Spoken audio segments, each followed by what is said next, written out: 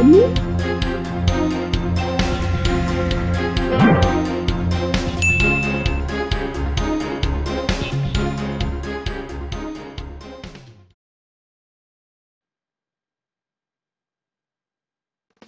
araw po sa inyong lahat. Assalamualaikum. Welcome back po sa ating channel. Ang problem natin ay isang passport problem na lumabas noong May 1997. A time deposit of 110,000 for 31 days earns 890.39 on maturity date. After deducting the 20% withholding tax on interest income, find the rate of interest per annum. Ang hinahanap dito ay rate of interest.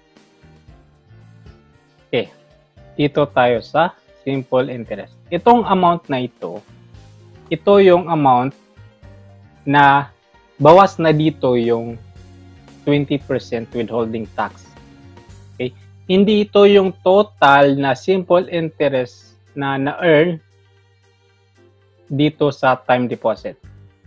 Dahil dito, itong 890.39, ito ay bawas na dito yung 20% withholding tax. So, kung bawas na dito yung withholding tax na 20%, ibig sabihin, itong amount na ito is 80% of the total of simple interest na earn. So, kung i-convert natin ito into percent, ito ay magiging 0.80 of I. Okay. Okay, so proceed muna tayo sa ating solution. Mamaya is balikan natin ito. Now, ang hinahanap dito is the rate of interest. And ang formula na gagamitin natin dito ay yung formula ng simple interest. So, yung kanyang formula, principal amount or present worth times the rate of interest times the number of interest period. Okay? Punta tayo dito sa number of interest period, banker's year ang ating gagamitin or itong 360 days. Okay? Now, okay, balikan natin itong I. Yan. Itong amount na ito, 890 point something, ito yung 80% of the total of simple interest na na-earn. Bawas na dito yung 20% withholding tax. Kaya, solvein muna natin itong total na simple interest nung time na hindi pa nabawasan ng 20% withholding tax. Okay? So, ang total na simple interest na na-earn ng pera kapag time deposit is 1,112.99. Hindi pa ito nabawasan ng 20% withholding tax. Okay?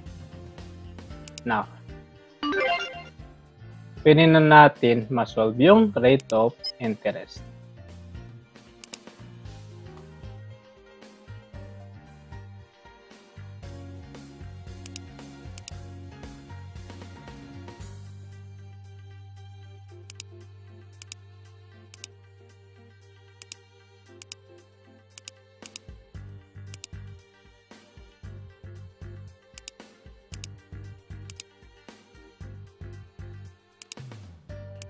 Okay, convert na natin agad into percent. Ayan.